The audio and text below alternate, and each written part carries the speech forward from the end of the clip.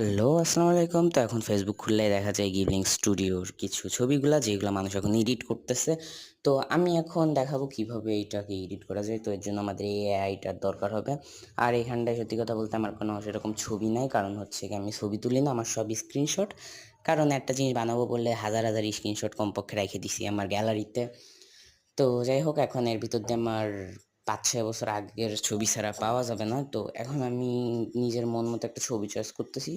তো এখন লাস্টে লেখা লাগবে মেক লাইক গিবলিং স্টুডিও বা ডু লাইক গিবলিং স্টুডিও এই টাইপের কিছু।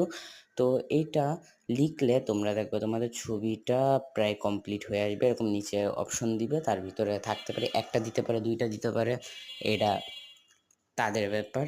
তো এরকম করে কিছুক্ষণ ওয়েট করার পরে তুমি পেয়ে যাবে তোমার সেই গিবলিং স্টুডিওর ছবিটা। যেটা আমার আসছে এরকম, কিছুটা ম্যাচিং আছে আবার কিছুটা আলাদা। তো আজকের মতো এতটুকু। বাই।